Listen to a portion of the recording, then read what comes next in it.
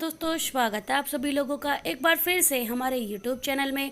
दोस्तों आज की इस वीडियो में हम आपको बताएंगे 12 नवंबर देव उठनी एकादशी के दिन तुलसी विवाह तुलसी हरि मिलन दीपक आज 8:30 बजे के बाद ही परिवार में कोई परेशानी नहीं होगी।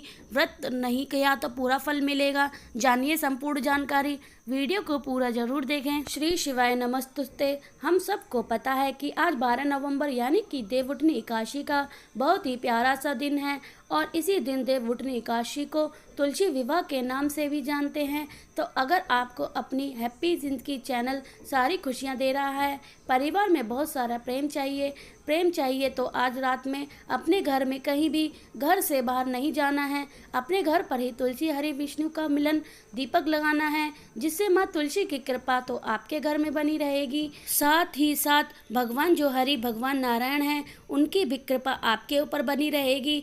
बहुत आसान तरीके से समझाऊंगी, वीडियो को पूरा जरूर देखें। आपको एक चीज़ समझाना था कि जब देवता 4 महीने तक, आपको पता है कि देवता कौन क्या है, भगवान क्या है, 4 महीने की निद्रा के बाद क्या हो रहा है, उठ रहे हैं तो यह उठते हैं तो यही तो अपने पैर पर को रखेंगे। सबसे पहले कदम तो देवता होते हैं, भगवान हरि नारायण हैं। कहाँ पर रहते हैं? आंवले के वृक्ष के नीचे। वह क्या करते हैं? पहला कदम नीचे रखते हैं। मेरी बात समझ में आ गई? अब आपको यहीं पे करना है एक छोटा सा उपाय, समझो पहले। अब मैंने कौन सा दीपक बताया है आपको, हरी तुलसी दीपक, तो जो पहले दीपक आपको लगाना होगा। जब देवता अपने कदम नीचे सबसे पहले रखते हैं तो पहला दीपक कहाँ पे लगाओगे? आंवले के वृक्ष के नीचे। चाहे वह आंवले का पेड़ आपके घर के बाहर हो, चाहे आंवले का पेड़ आपके घर के अंदर हो, या फिर गमले में लगाया हुआ हो, कहीं पे भी हो, सबसे पहले लगाएंगे। लेकिन यहाँ पर लगाने के साथ ही आपको एक छोटा सा काम करना है। वह काम आपको एक चुटकी हल्दी पहले लेनी है और एक चुटकी आपको हल्दी पहले से क्या करना है, जमीन पर रखना है। जब भी हम भगवान हरि की पूजा करते हैं, आराधना करते हैं, अर्चना करते हैं तो हल्दी का उपयोग करते हैं, बहुत ज़रूरी है। तो पहले एक चुटकी हल्दी लेना है। एक चुटकी हल्दी रखने के बाद इसी हल्दी के ऊपर आपको क्या करना है, उस दीपक को रख देंगे जो दीपक घर से लेकर आए हैं। अब मैंने आपको एक बात समझाया था कि चाहे आप किसी के लिए भी दीपक लगा रहे हों, लेकिन अगर वह दीपक आंवले के वृक्ष के नीचे लगाओगे तो कौन सी बत्ती का लगाते हैं? हमेशा लंबी बत्ती का दिया लगाया जाता है। यहाँ पे भी लोग समझ नहीं पाते हैं और बहुत ज़्यादा गलती कर देते हैं। लोगों को मैंने देखा है कि लोग एक दीपक बत्ती लगाते हैं। अरे एक बत्ती क्यों लगानी है? जब बत्ती लगाया करो तो ऐसा करके 2 बत्ती बनाया करो, जलाया करो। भले ही इसमें एक ही बत्ती, लेकिन लगाया करो 2 बत्ती। मेरी बात समझ में आ रही है क्या? आप 2 बत्ती को लगाने के पहले पीछे की रीज़न क्या है? कारण है कि पहले ये समझ लो, एक बत्ती होती है यह यश को बढ़ाती है, आपके घर में धन संपत्तियों को बढ़ाती है। जो दूसरी बत्ती है होती है वह आपके घर की आयु को बढ़ाती है। लोग अकाल मृत्यु नहीं मरते हैं, उम्र उनकी ज़्यादा होती है, ठीक है ना? इसलिए 2 बत्ती लगाई जाती हैं, लेकिन इनमें से कोई भी एक बत्ती आप जला सकते हैं, ठीक है ना? अब आप बत्ती को जलाओगे तो भगवान हरि एक ही बहुत ही ज़्यादा प्रसन्न सा मंत्र है। जब कोई भी भगवान कथा होती है उस मंत्र का स्मरण किया जाता है, ओम नमो भगवते वासुदेवाय नमः। इस मंत्र का स्मरण करके उस दीपक को जला देने से घी का दिया हो यहाँ पे जलाएंगे। पहला काम तो ये हो गया। दूसरा काम क्या करना है? अब हमें हरि भगवान के लिए दीपक लगा दिया है, अब हमें माँ तुलसी के लिए भी दिया लगाना है। तो आज रात में ही काम करना। अब माता तुलसी को चुनरी वगैरह उठाओ, तो चुनरी उड़ाने से पहले आपको दीपक लगाना है। अब वो दीपक आपको कौन सा लगेगा? यहाँ पे आपको गोल बत्ती का दीपक, कुछ लोग मैंने देखा है कि माता तुलसी के सामने वो लंबी बत्ती का दिया लगाते हैं। देखो आप लंबी बत्ती का दिया लगा सकते हो, इसमें कोई दोष नहीं है। लेकिन अगर आप यह मान के लगा रहे हो कि हम यह दीपक माँ तुलसी को समर्पित कर रहे हैं तो वह पे लंबी बत्ती का दीपक बिल्कुल भी नहीं लगाना चाहिए। इस चीज़ का ध्यान रखिएगा, वहाँ पे सिर्फ और सिर्फ गोल बत्ती का दीपक ही लगाना चाहिए माँ तुलसी के लिए, ठीक है ना? तो आपको क्या करना है, माँ तुलसी के लिए इस दीपक को जलाना है। सेम काम सेम प्रोग्रेस यहाँ पर भी करना है। जो सारी बोलते हैं, जो आपको क्या करना है, जो आपके पास में एक चुटकी हल्दी है तो उस हल्दी को यहाँ पर नीचे जमीन पर रख देना है और उसी हल्दी के ऊपर इस दीपक को रख करके यहाँ पर भी ओम नमो भगवते वासुदेवाय नाम के से दीपक को जलाने हैं। इसमें से माँ तुलसी की कृपा हमारे घर में रहती है। माँ तुलसी का पौधा हरा भरा भी रहता है हमारे घर में, इसलिए होना चाहिए। जब तक माँ तुलसी का पौधा हमारे घर में हरा भरा है, हमारे घर में कभी नजर नहीं लगेगी, टोने टोटके नहीं लगेंगे। मेरी बात समझ में आ गई? पहला उपाय आपको समझा गया है। आगे बढ़ते हैं अब इस वीडियो के हम लोग दूसरे उपाय की तरफ, और यह उपाय आपके लिए यश कीर्ति धन संपदा को बढ़ाएगा, जो कि सिर्फ और सिर्फ देवउठनी एकादशी पर करना चाहिए। ठीक है ना? देखो, इसके लिए हमें 2 चीज़ों का पात्र लेना है। ठीक है ना? वो 2 चीज़ कौन सी हैं? एक तो आपको देवउठनी एकादशी की वजह से क्या कर लेना है, हल्दी लेनी है। लेकिन यहाँ पर पिसी हुई हल्दी कोई ज़रूरत नहीं है, आपको लेनी होगी 5 हल्दी की गांठ। क्या लेंगे?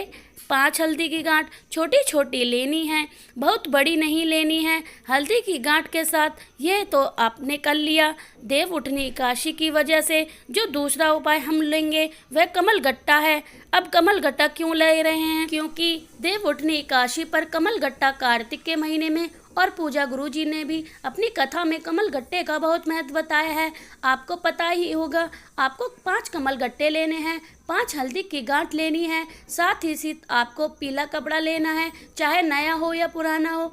बहुत ही छोटा सा पीला कपड़ा लीजिएगा और उसके अंदर आपको 5 हल्दी की गांठ रखना है। जो 5 हम कमल गट्टे मैंने आपको बताए हैं उसको रखने हैं। इसको डाल करके इसी की छोटी सी पोटली बनाकर पूरे घर में जितने भी रूम होते हैं, जितने भी कमरे हो, उन सभी कमरों में धूप करके इस पोटली को उठा करके जहाँ पर आपके बच्चे पढ़ाई करते हैं, वहाँ पर भी आपने सबसे ज़्यादा वक्त बिताया हो, वहाँ पर भी इसको भी किसी चीज़ में बांध करके और कहीं पे भी कोने में दबा देना है, बेड के अंदर डाल देना है, अलमारी में रख देना है, जहाँ पर भी रख सकते हो। ऐसे उठाकर समझ लो फेंक देना है। अगर जब तक यह पीला कपड़ा आपके घर में पड़ा रहेगा, कभी भी आपके घर में किसी भी चीज़ की कमी नहीं होगी। हमेशा माँ तुलसी की कृपा बनी रहेगी, हमेशा नारायण की कृपा आपके घर पर बनी रहेगी। तो भूलना नहीं है, किसी को, हर व्यक्ति को, हर इंसान को इस उपाय को ज़रूर करना है।